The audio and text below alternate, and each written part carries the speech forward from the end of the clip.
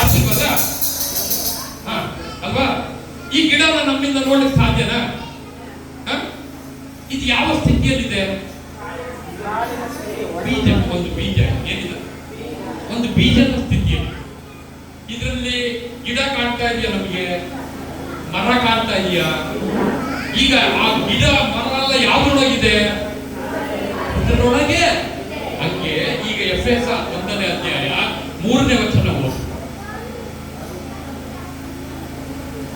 ಎಫೆಸ 1ನೇ ಅಧ್ಯಾಯ 3ನೇ ವಚನ. ನಮ್ಮ ಕರ್ತನಾದ ಯೇಸು ಕ್ರಿಸ್ತನ ದೇವರು, ನಮ್ಮ ಕರ್ತನಾದ ಯೇಸು ಕ್ರಿಸ್ತನ ದೇವರು, ತಂದೆಯೂ ಆಗಿರುವ ಆತನಿಗೆ ಸ್ತೋತ್ರ. ತಂದೆ ಆಗಿರುವ ಆತನಿಗೆ ಸ್ತೋತ್ರ. ಆತನು ಪರಲೋಕದಲ್ಲಿ ಎಲ್ಲಿನ ಪರಲೋಕದಲ್ಲಿನ ಸಕಲ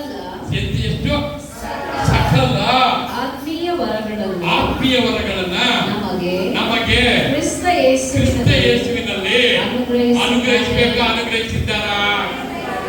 ಈಗ ಎಲ್ಲ ಆಶೀರ್ವಾದ, ಸಕಲ ಆತ್ಮಿಕ ಆಶೀರ್ವಾದ ಎಲ್ಲಿದೆ? ಈ ಸಾಸಿವೆ ಕಾಲದಲ್ಲಿ ಹೇಗೆ ಗಿಡ ಇದೆಯೋ ಹಂಗೆ ಸಕಲ ಆಶೀರ್ವಾದಗಳು ನಿನ್ನ ನಂಬಿಕೆಯಲ್ಲಿದೆ. ನಿನ್ನ ನಂಬಿಕೆಯಲ್ಲಿದೆ. ಆ ಆಶೀರ್ವಾದನ ಹೊರಗೆ ತರಲಿಕ್ಕೆ ನಿನಗೆ ಎಷ್ಟು ನಂಬಿಕೆ ಬೇಕು? ಸಾಸಿವೆ ಕಾಲಷ್ಟು ನಂಬಿಕೆ. ಎಷ್ಟು ನಂಬಿಕೆ? ಸಕಲ ಆತ್ಮೀಯ ವರಗಳನ್ನ ಹೊರಗೆ ತಗೊಂಡ್ಬರ್ಲಿಕ್ಕೆ ನಂಬಿಕೆ ಎಷ್ಟು ಬೇಕು? ಎಷ್ಟು ಬೇಕು ಅಲ್ವಾ? ಇದ್ರ ಮಣ್ಣಿನಲ್ಲಿ ಹಾಕಿದ್ರೆ ಇದೇನು ಬರ್ತದೆ? ಗಿಡವಾಗಿ. ಅದೇ ರೀತಿ ದೇವರ ವಾಕ್ಯವನ್ನ ನಂಬಿಕೆಯಿಂದ ಒಳಗಾಕು. ಅದು ಗಿಡವಾಗಿ, ಮರವಾಗಿ, ಆಶೀರ್ವಾದವಾಗಿ ಹೊರಗೆ ಬರ್ತದೆ. ಯಾಕೆಂದ್ರೆ ಸಾಸಿವೆ ಕಾಳಿಗೂ ಜೀವ ಇದೆ, ನಿನ್ನ ನಂಬಿಕೆಗೂ ಜೀವ ಇದೆ. ಏನಿದೆ? ಏನಿದೆ? ನಿನ್ನ ನಂಬಿಕೆಗೆ ಏನಿದೆ? ಅದಕ್ಕೆ ಯೇಸು ನಂಬಿಕೆ ಕುರಿತು ಮಾತಾಡುವಾಗ ಸಾಸಿವೆ ಕಾಳನ್ನ ತೋರಿಸಿ ಹೇಳ್ತಾ ಇದ್ದಾರೆ. ಯಾವ್ದನ್ನ ತೋರಿಸಿ ಹೇಳ್ತಾ ಇದ್ದಾರೆ ಅಲ್ವಾ? ನೋಡೋಣ ಇದ್ರ ಜೀವ ಇದೆಯಾ ಅಂತ ಏನ್ ಮಾಡೋಣ? ಚೆಕ್ ಮಾಡೋಣ. ಏನ್ ಮಾಡೋದು ಇವಾಗ? ಒಂದು ಸಾಸಿವೆ ಕಾಳು ಅದನ್ನ ತೆಚ್ಚು, ಅದನ್ನ ಓಪನ್ ಮಾಡಿ.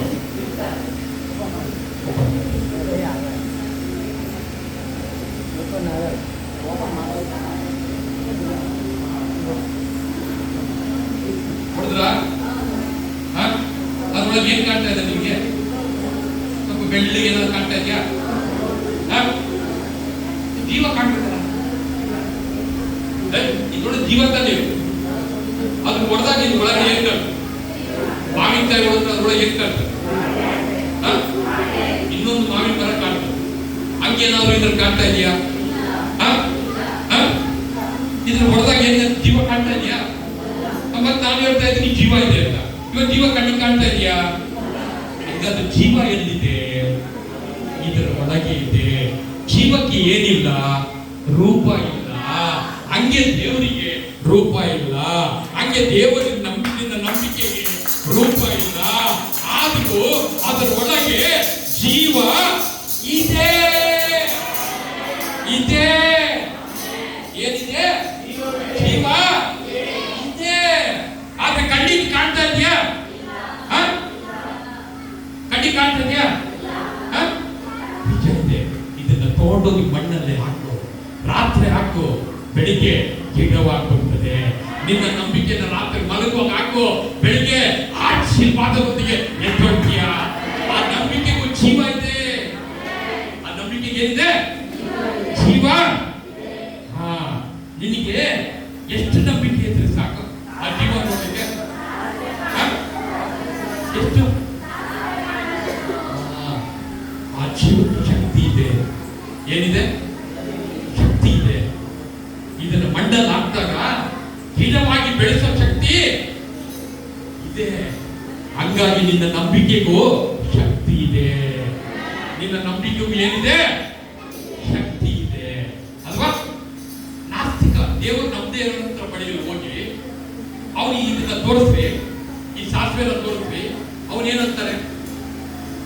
ಗಿಡನ ತೋರಿಸು, ನನಗೆ ಮರನ ತೋರಿಸಿದ್ರು ನಂಬ್ತೀನಿ ಅಂತ ಏನಂತಾರೆ? ಹಂಗಂದ್ರೆ ಏನಂತ? ನೀನ್ ದೇವ್ರನ್ನ ತೋರ್ಸಪ್ಪ ನನಗೆ, ನಾನು ನಂಬ್ತೀನಿ. ಏನಂತ ನಾನು ದೇವ್ರನ್ನ ತೋರ್ಸಕ್ಕಾಗತ್ತಾ? ಇದ್ರೊಳಗಿರೋ ಜೀವನ ತೋರ್ಸಕ್ಕಾಗತ್ತಾ? ಇದ್ರೊಳಗಿರೋ ಗಿಡನ ತೋರ್ಸಕ್ಕಾಗತ್ತಾ? ಇದ್ರೊಳಗಿರೋ ಮರನ ತೋರ್ಸಕ್ಕಾಗತ್ತಾ? ಹಂಗೆ ದೇವರು ಕಣ್ಣಲ್ಲಿ ನೋಡಕ್ಕಾಗಲ್ಲ. ನೀನು ನಂಬಿದರೆ ದೇವರ ಮಹಿಮೆನ ನಂಬಿದ್ರೆ ದೇವ ಮಹಿಮೆನ ಕಾಣುವೆ. ಅದೇ ರೀತಿ ದೇವರು ಕಣ್ಣಿಗೆ ಕಾಣಲ್ಲ, ಆದ್ರೆ ದೇವರು ಇದ್ದಾರೆ. ಎಲ್ಲಿದ್ದಾರೆ? ನಿನ್ನ ಸಾಸಿವೆ ಕಾಳತ್ತು ನಂಬಿಕೆ. ಎಲ್ಲಿ? ನಿನ್ನ ಸಾಸಿವೆ ಕಾಳತ್ತು ನಂಬಿಕೆಯಲ್ಲಿ ದೇವರಿದ್ದಾರೆ.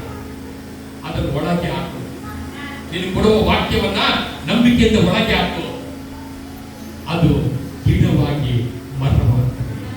ಏನಾಗ್ತದೆ? ಈಗ ಯೇಸು ನನ್ನೊಳಗಿದ್ದಾರೆ. ಎಲ್ಲಿದ್ದಾರೆ? ಈಗ ಯೇಸುವಿನಲ್ಲಿ ಒಂದು ಸಕಲ ಆಶೀರ್ವಾದ ಇದೆ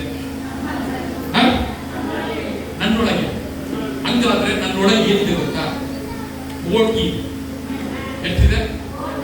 ಲಕ್ಷಗಳು ಏನಿದೆ? ಅಲ್ಲ, 25 ವರ್ಷದ ಹಿಂದೆ ನನ್ನ ಹೆಂಡತಿ ನನ್ನ ಕಣ್ಣಿಗೆ ಕಾಣ್ತಿದ್ದೇನೆ, ಕಾಣ್ತಾ ಇದೆ. ನಾನು ಮದುವೆ ಆಗಿ 25 ವರ್ಷದಿಂದ ನನ್ನ ಹೆಂಡತಿ, ನನ್ನ ಮಕ್ಕಳು ನನಗೆ ಕಾಣ್ತಾ ಇರಲಿಲ್ಲ. ನನ್ನ ಸ್ವಂತ ಮನೆ ನನಗೆ ಕಾಣ್ತಾ ಇರಲಿಲ್ಲ. ನನ್ನ ಕಾರು, ಈ ಸಭೆ, ನೀವು, ಆದ್ರೆ ಒಳಗೆ ನಂಬಿಕೆ ಇತ್ತು. ಒಳಗೆ ಆ ನಂಬಿಕೆ ಗಿಡವಾಗಿ ಇವತ್ತು ನನ್ನ ಹೆಂಡತಿನ ನೋಡ್ತಾ ಇದ್ದೇನೆ, ನನ್ನ ಮಕ್ಕಳನ್ನ ನೋಡ್ತಾ ಇದ್ದೇನೆ. ಬೇರೆ ನನ್ನ ಮಕ್ಕಳನ್ನ ನೋಡ್ತಾ ಇಲ್ಲ, ಮೊಮ್ಮಕ್ಕಳನ್ನ ನೋಡ್ತಾ ಇದ್ದೇನೆ, ಅವರ ಮಕ್ಕಳನ್ನ ನೋಡ್ತಾ ಇದ್ದೇನೆ.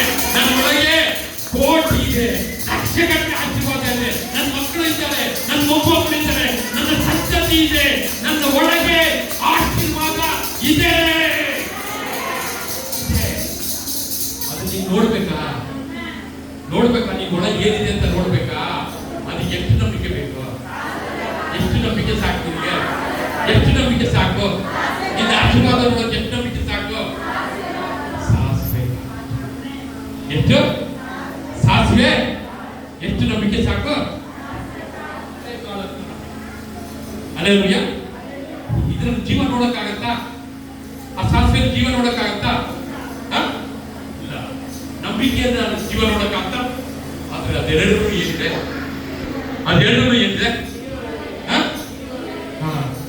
ಬೀಜ ಯಾವುದೆಲ್ಲ ಮಾಡುತ್ತೋ ಅದೆಲ್ಲ ನಿನ್ನ ನಂಬಿಕೆಯನ್ನು ಮಾಡುತ್ತೆ. ಹಲ್ಲೆಲೂಯಾ. ಅದೆಲ್ಲ ಏನಾಗ್ತದೆ?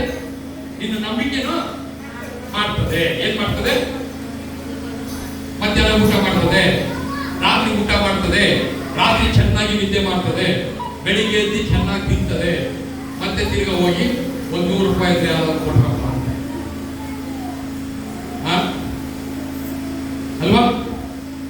ಈಗ ಇದೇನಿದು? ಏನಿದು? ಈಗ ನಾನು ಸಾಸಿವೆ ಕಾಳನ್ನು ಮಣ್ಣಲ್ಲಿ ಹಾಕ್ತೀನಿ, ಈ ಕಲ್ಲನ್ನು ಮಣ್ಣಲ್ಲಿ ಹಾಕ್ತೀನಿ, ಯಾವ್ದು ಬೆಳೀತದೆ? ಇದು ನೋಡು, ಅದು ರಾತ್ರಿ ಹಾಕು, ಬೆಳಿಗ್ಗೆ ಮಡ್ಕೊಳ್ಳೋದು. ಇದು 1 ವರ್ಷ ಬಿಟ್ಟು ನೀನು ತೆಗೆದು ನೋಡು, ಇದು ಹಂಗೆ ಇರ್ತದೆ. ಹೆಂಗಿರ್ತದೆ? ಹಂಗೆ ಇರ್ತದೆ. ಯಾಕೆ? ಇದಕ್ಕೆ ಏನಿಲ್ಲ, ಸಾಸಿವೆಗೆ ಏನಿದೆ? ಹಂಗೆ ನಿನ್ನ ಅಪನಂಬಿಕೆಯ ಕಲ್ಲು ತರ ಇರಬೇಡ ನೀನು, ಸಾಸಿವೆ ತರ ನಂಬಿಕೆ ಆಗಿರು. ನಿನ್ ಎಲ್ಲ ಅಪನಂಬಿಕೆ ಬರ್ತದೋ ಅವಾಗೆಲ್ಲ ಸಾಸಿವೆ ಅಂತ ಬರುತ್ತೆ. ನಿಮ್ದು ಬೇರೆ ಒಗ್ಗರಣೆ ಹಾಕಿ ಮಾತ್ರ ನೋಡ್ಬೇಡ. ನಿನ್ ನಂಬಿಕೆ ಕಡಿಮೆ ಆದಾಗೆಲ್ಲ ತೆಗೆದು ಯಾವ್ದನ್ನ ನೋಡು, ಯಾವ್ದು ನೋಡು? ಸಾಸಿವೆನ ನೋಡು. ಏನ್ ನೋಡು? ಹಂಗಾದ್ರೆ ಈ ಕಲ್ಲಲ್ಲಿ ಏನಿಲ್ಲ? ಈಗ ಹಂಗಾದ್ರೆ ಬೀಜದಲ್ಲಿ ಏನಿದೆ? ಹಂಗಾದ್ರೆ ದೇವರು ನಿನಗೆ ಯಾವ್ದೆಲ್ಲ ವಾಗ್ದಾನಗಳನ್ನು ಕೊಡ್ತಾರೋ, ದೇವರು ಸತ್ಯವನ್ನು ಓದುವಾಗ ನಿನಗೆ ಯಾವ್ದೆಲ್ಲ ವಾಕ್ಯಗಳನ್ನು ಕೊಡ್ತಾರೋ ಅದೆಲ್ಲದರಲ್ಲೂ ಜೀವ ಇದೆ. ಅದ್ರ ಮೇಲೆ ನಂಬಿಕೆ ಇಡು. ಏನಿಡು? ಮತ್ತೆ ಬರುವಾಗ 17 ಅದೇ 17 ಯೇಸು ಅವನನ್ನು ಗದರಿಸಲು ಯೆಹೋವ ಅವನನ್ನು ಬಿಟ್ಟು ಹೋಯಿತು. ಆ ಕ್ಷಣವೇ ಆ ಹುಡುಗನಿಗೆ ಸ್ವಸ್ಥವಾಯಿತು. ಯಾವಾಗ? ಪ್ರಾರ್ಥನೆ ಮಾಡೋ ತಿಂಗಳಾದ್ಮೇಲೆ. ಯಾವಾಗ? ಹೇಳಿ ಪಕ್ಕದವ್ರ ಕೈ ಕೊಟ್ಟು ನಿನ್ನ ನಂಬಿಕೆ ಆ ಕ್ಷಣವೇ ಕಾರ್ಯ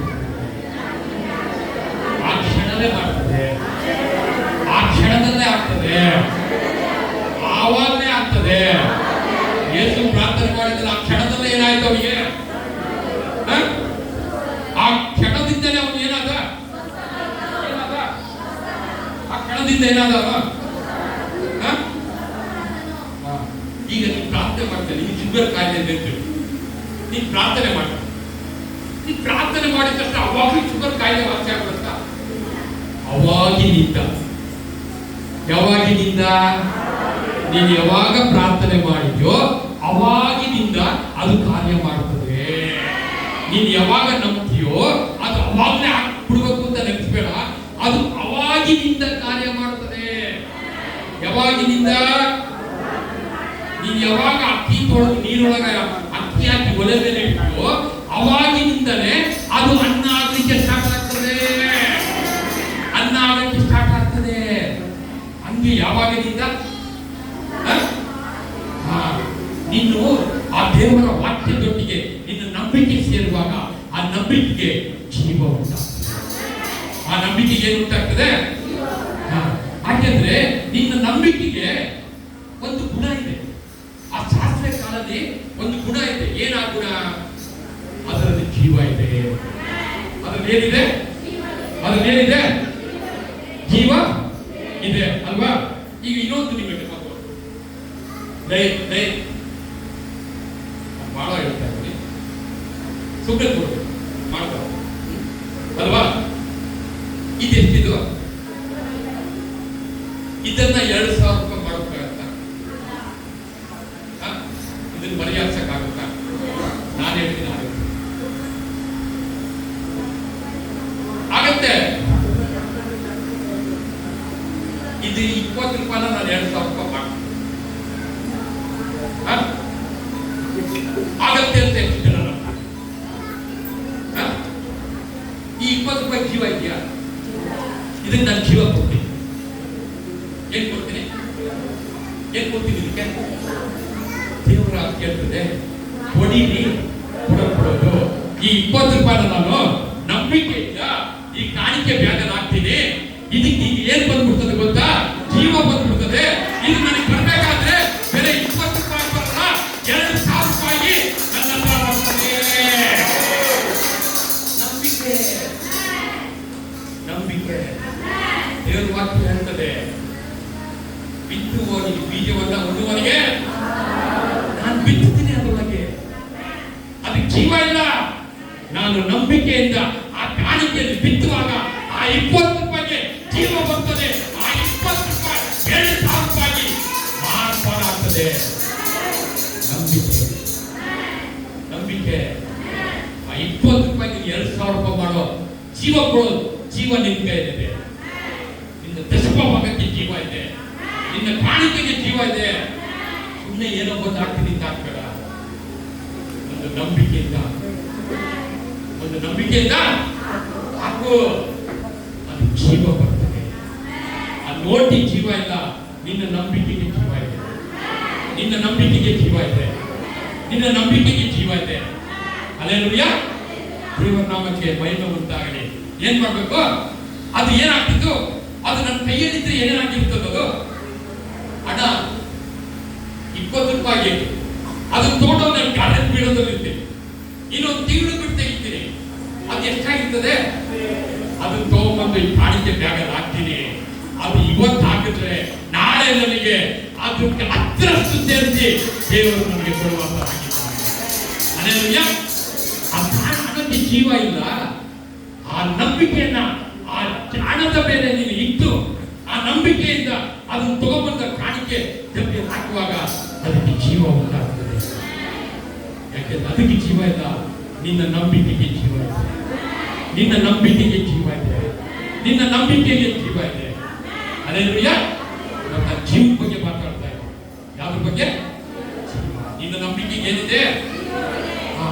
ಆ ನಂಬಿಕೆ ಸೇರುವಾಗ ಅದು ಒಂದು ವಾಕ್ಯನ ನೀವು ನಂಬುವಾಗ, ಅದರ ಮೇಲೆ ನೀವು ನಂಬಿಕೆ ಇರುವಾಗ ಆ ವಾಕ್ಯ ಅದು ಸೃಷ್ಟಿಸಲ್ಪಡುವ ವಾಕ್ಯ ಆಗ್ತದೆ.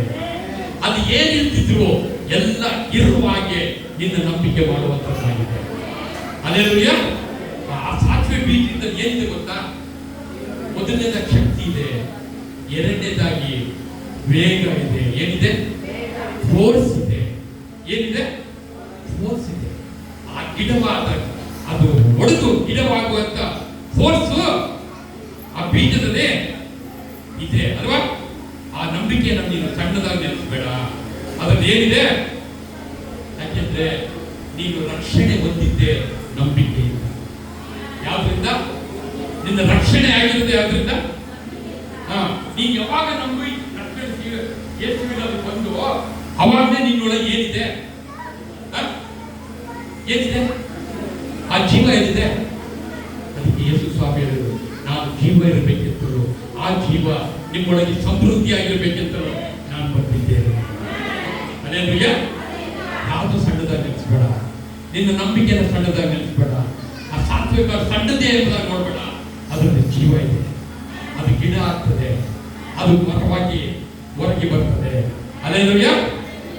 ಯೇಸು ಸ್ವಾಮಿಯ ಸಾಸಿವೆಯನ್ನು ಯಾರು ಕೊಡ್ತಿದ್ರು? ಜೀವಕ್ಕೆ ಕೊಡ್ತಿದ್ರು. ಯಾವುದಕ್ಕೆ? ಈಗ ಸಾಸಿವೆ ಕಾಲದಲ್ಲಿ ಒಂದು ಗುಣ ಇದೆ. ಏನ್ ಗುಣ ಇದೆ ಅದಕ್ಕೆ? ಅದರಲ್ಲಿ ಶಕ್ತಿ ಇದೆ. ಏನಿದೆ ಅದಕ್ಕೆ? ಅದರಲ್ಲಿ ಒಂದು ವೇಗ ಇದೆ, ಅದರಲ್ಲಿ ಒಂದು ಸ್ಪ್ರೀಡ್ ಪ್ರಾಸೆಸ್ ಇದೆ ಅಲ್ವಾ? ಈಗ ನೋಡ್ರಿ, ಅದನ್ನ ತಗೊಂಡೋಗಿ ನೀನು ಏನ್ ಮಾಡು? ಮಣ್ಣನ್ನು ಹಾಕಿದ್ರೆ ಆ ಗಿಡ ಅದೇನಾಗ್ತದೆ? ಸಾಸಿವೆ ಗಿಡ ಆಗಿ ಬರ್ತದೆ. ಅಂದ್ರೆ ನಿನ್ನ ನಂಬಿಕೆಯಲ್ಲೇ ನಿನ್ನ ಬೆಳವಣಿಗೆ ಇದೆ. ಎಲ್ಲಿದೆ? ನಿನ್ನ ಅಭಿವೃದ್ಧಿಯಲ್ಲಿ ನಿನ್ನ ಆರೋಗ್ಯ ಇದೆ. ನಿನ್ನ ನಂಬಿಕೆಯಲ್ಲೇ ಐಶ್ವರ್ಯ ಇದೆ. ನಿನ್ನ ನಂಬಿಕೆಯಲ್ಲೇ ಎಲ್ಲ ಇದೆ. ನಾನು ಮಾತ್ರನೇ ತಗೊಳ್ಳಲ್ಲಪ್ಪ, ನಾನು ಮಾತ್ರನೇ ನುಂಗಲ್ಲಪ್ಪ, ನಾನು ಡಾಕ್ಟರ್ ಹತ್ರನೇ ತೋರಿಸ್ಕೊಡಲ್ಲಪ್ಪ ಅಂದ್ರೆ ನೀನು ನಂಬಿಕೆ ಇದೆಯಾ ಅಂತ ಅರ್ಥ?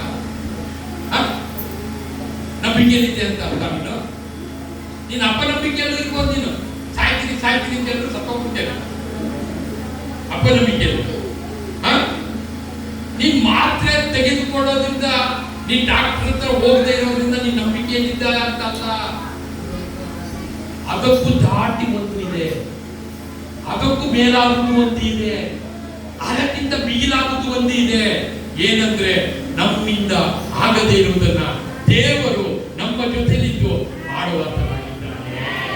ನೀನು ಯಾವಾಗೆಲ್ಲ ಆಗಲ್ಲ ಅಂತ ನೀನು ನೆನೆಸ್ತೀಯೋ ಅವಾಗೆಲ್ಲ ಆ ನಂಬುವ ದೇವರನ್ನ ದೇವರು ನಿನ್ನೊಳಗಿದ್ದು ಯೇಸು ಆ ಕಾರ್ಯವನ್ನು ಮಾಡುವಂತನಾಗಿದ್ದಾನೆ. ಹಲ್ಲೆಲೂಯಾ. ನೋಡ್ರಿ, ನಾನು ನಂಬಿಕೆ ಇದ್ದಪ್ಪ, ನಾನು ಮಾತ್ರ ನುಗ್ಗಲ್ಲ. ಏನ್ ಮಾಡಲ್ಲ? ನಾನು ಮೆಡಿಸಿನ್ ತೆಗೆದುಕೊಳ್ಳಲ್ಲ ಅಂತ ಏನ್ ಮಾಡ್ತೀಯ? ಕ್ಯಾನ್ಸಲ್ ಮಾಡ್ಕೊಂಡು ಬಿಟ್ಬಿಡ್ತೀಯ ಅಂತ ಎಲ್ಲೂ ಹೇಳಿಲ್ಲ, ಮಾಡಬೇಕು ಅಂತ.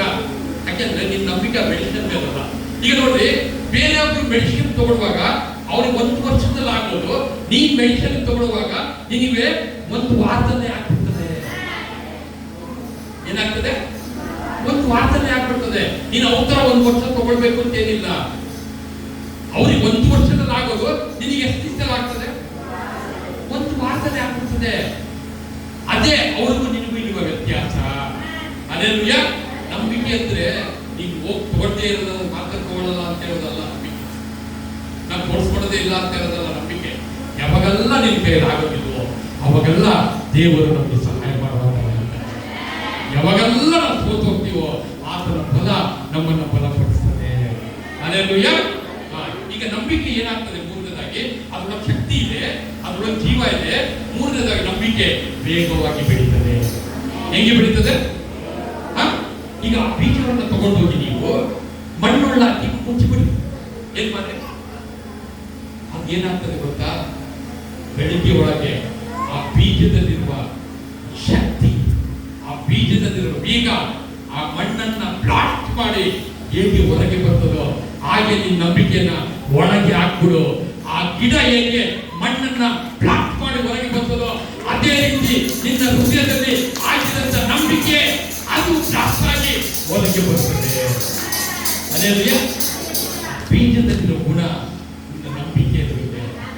ಆ ಮಣ್ಣಾಕಿ ಮುಚ್ಚಿಬಿಡು. ನೀನು ಎಷ್ಟೇ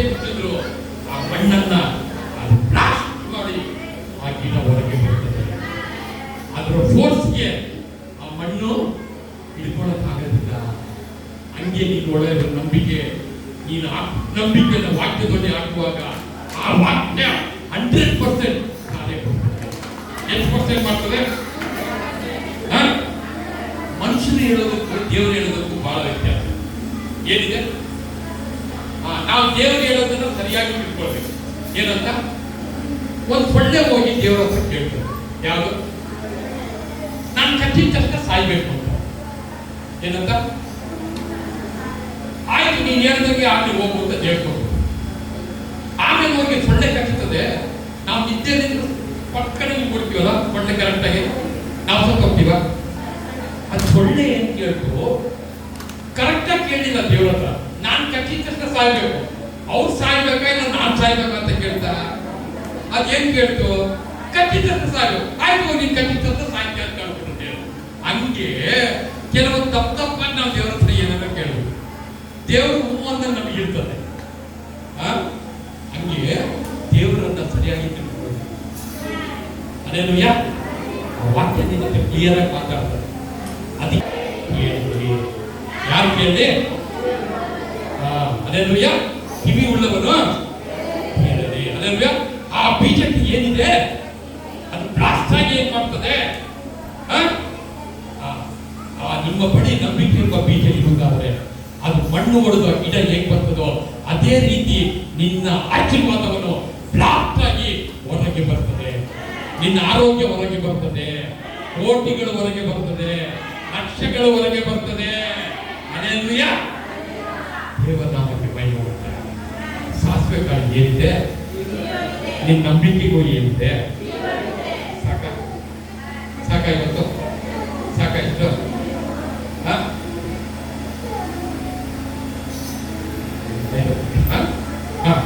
ವಾಕ್ಯ ಕೇಳುವಾಗ ನೀನು ಒಳಗೆ ಏನಾದ್ರೂ ಆಗ್ತಾ ಇದೆಯಾ? ಓದಿತಾ ಇದೆಯಾ? ನಲಿಗೆ ಆಗ್ತಾ ಇದೆಯಾ? ಸಂತೋಷ ಆಗ್ತಾ ಇದೆಯಾ? ನಾವಿಲ್ಲದೆ ನೀವು ದೇವನಾಮಕ್ಕೆ ಅಲ್ವಾ? ಅದರಲ್ಲಿ ಏನಿದೆ? ಜೀವ ಇದೆ ಅಲ್ವಾ?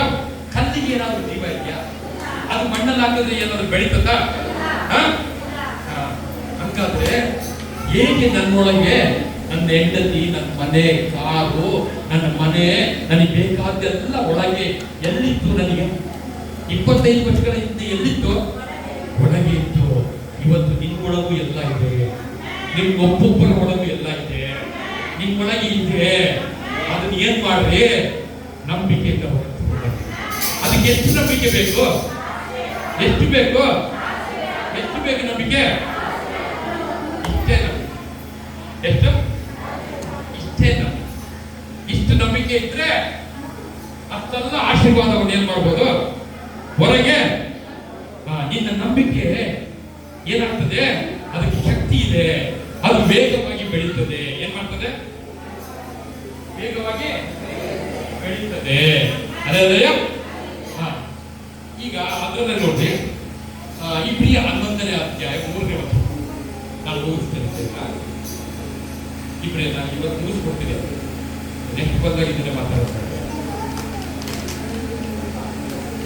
ಲೋಕಗಳು ದೇವರ ಮಾತಿನಿಂದ ನಿರ್ಮಿತವಾದವೆಂದು ಕಾಣಿಸುವ ಈ ಜಗತ್ತು ದೃಶ್ಯ ವಸ್ತುಗಳಿಂದ ಉಂಟಾಗಲಿಲ್ಲವೆಂದು ಗ್ರಹಿಸುತ್ತೇವೆ. ಯಾವ್ದ್ರಿಂದ ಈ ಲೋಕ ಯಾವ್ದ್ರಿಂದ ಉಂಟಾಯಿತು? ದೇವರ ಮಾತಿನಿಂದ ಉಂಟಾಗುವ ದೃಶ್ಯ ವಸ್ತುಗಳಿಂದ. ಏನು ದೃಶ್ಯ ವಸ್ತುಗಳು ಅಂದ್ರೆ ಏನು? ಕಾಣುವಂಥದ್ದು ದೃಶ್ಯ ವಸ್ತುಗಳು ಅಂದ್ರೆ ಏನು? ಈಗ ಇದು ಫುಲ್ ಫಿಟ್ ಏನಿದೆ ಅಲ್ವಾ? ಫುಲ್ ಫಿಟ್, ಬರೋದು ಫಿಟ್ ಆಗಿ. ಇದು ಈ ಫಿಟ್ ಆಗೋಕ್ಕಿಂತ ಮುಂಚೆ ಏನಾಗಿದ್ದಿಲ್ಲ? ಆ ಮರನೂ ನೋಡಿದೀವಲ್ಲ ನಾವು, ಕಣ್ಣಿಗೆ ಕಾಣ್ತಾ ಇತ್ತಲ್ಲ ಮರ, ದೃಶ್ಯ ವಸ್ತು ಕಾಣ್ತಾ ಇತ್ತಲ್ಲ. ಈಗ ಇದು ಫುಲ್ ಫಿಟ್ ಆದಾಗ ಕಣ್ಣನ್ನು ನೋಡ್ತಾ ಇದೀವಲ್ಲ. ಹಂಗೆ ಈ ಲೋಕಗಳು ನಾವು ಕಣ್ಣಿಗೆ ಕಾಣೋದ್ರಿಂದ ಉಂಟಾಗಿಲ್ಲ. ಈ ಲೋಕಗಳು ಯಾಕಿಂದ ಉಂಟಾಯಿತು ಅಂದ್ರೆ ದೇವರ ಮಾತಿನಿಂದ ಉಂಟಾದವು. ದೇವರು ಫುಲ್ ಫಿಟ್ ಆಗಲಿಲ್ಲ, ಫುಲ್ ಫಿಟ್ ಆಗಲಿಲ್ಲ.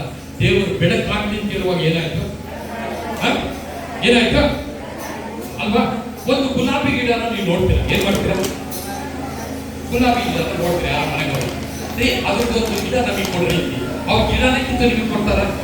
ಅದ್ರದ್ದು ಕಡ್ಡಿ ಏನ್ ಮಾಡ್ತಾರೆ ನಿಮಗೆ? ಮುಂದೆ ಅದ್ರ ತಗೊಂಡ್ಬಂದು ನೀವು ಏನ್ ಮಾಡ್ತೀವಿ ಮನೆಯಲ್ಲಿ? ಅದ್ರಲ್ಲೂ ಗುಲಾಬಿ ಬಿಡ್ತದಲ್ಲ. ಹಂಗೆ ದೇವರು ಆತನ ವಾಗ್ದಾನಗಳನ್ನ, ವಾಕ್ಯಗಳನ್ನ ಕಿತ್ತು ಕಿತ್ತು ಕಿತ್ತು ವಾರ ವಾರ ನಮ್ಮ ಒಳಗೆ ಆಗ್ತಾನೆ ಇದ್ದಾರೆ. ನಿನ್ನೊಳಗೆ ನಂಬಿಕೆ ಇದ್ರೆ ಅದು ಬೆಳೀತದೆ, ಅದು ಬೆಳೀತದೆ. ಅದೇನಾಗ್ತದೆ? ಬೆಳೀತದೆ. ಹಲ್ಲೆಲೂಯಾ.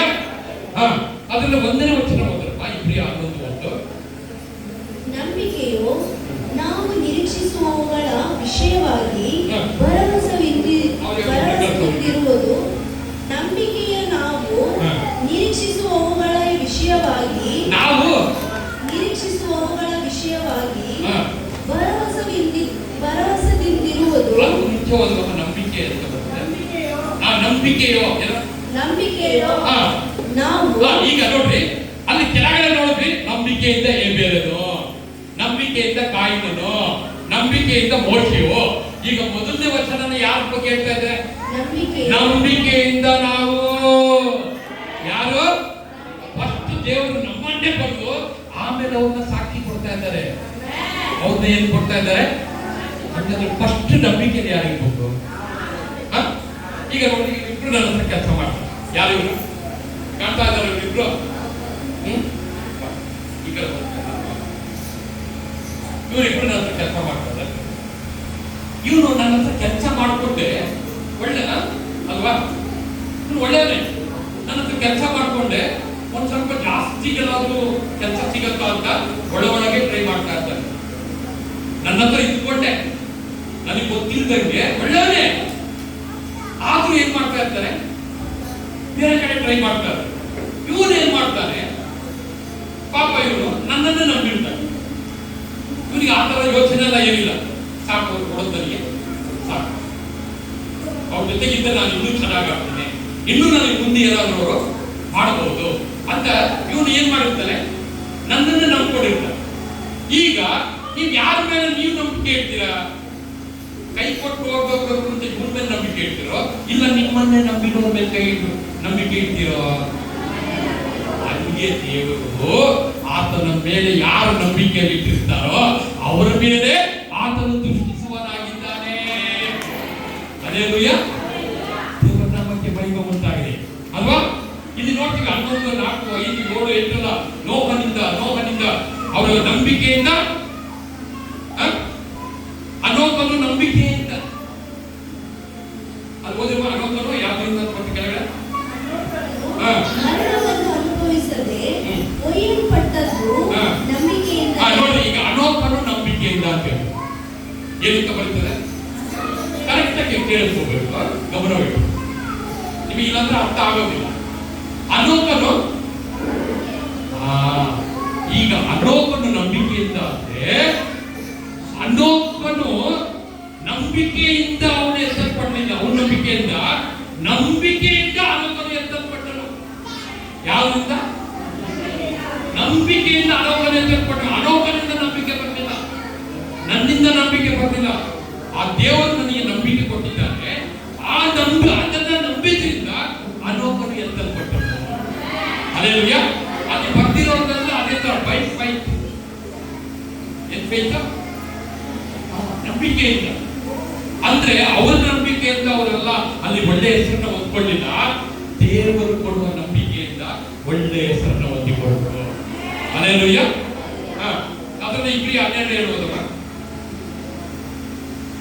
ನಂಬಿಕೆಯನ್ನು ಹುಟ್ಟಿಸುವವನು ಪೂರೈಸುವವನು ಆಗಿರುವ ಯೇಸುವಿನ ಮೇಲೆ ದೃಷ್ಟಿ ಇಟ್ಟು ನಮಗೆ ನೇಮಕವಾದ ಓಟವನ್ನು ಸ್ಥಿರಚಿತ್ತದಿಂದ. ನಂಬಿಕೆ ಹುಟ್ಟಿಸುವಾತನು ಪೂರೈಸುವಾತನು ಯಾರಾಗಿದ್ದಾರೆ? ಅವರ ಮೇಲೆ ನಾವು ನಂಬಿಕೆ ಇಟ್ಟು ಅವ್ರನ್ನ ದೃಷ್ಟಿಸಿ ನೋಡಬೇಕು. ಹಲ್ಲೆಲೂಯಾ. ಅಲ್ವಾ? ಈಗ ನಿಮ್ ಮುಂದೆ ಇಡ್ಲಿ ಇರ್ತಾರೆ, ಏನಿರ್ತಾರೆ ಅಲ್ವಾ? ನೀನು ಆ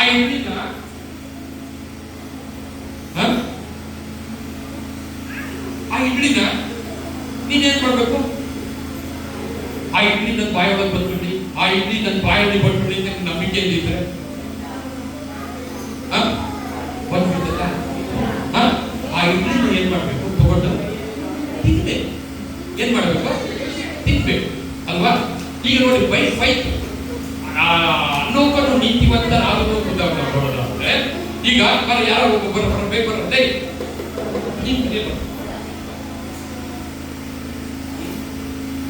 ಚಾಕ್ಲೇಟ್ ಎಲ್ಲ ಯಾರು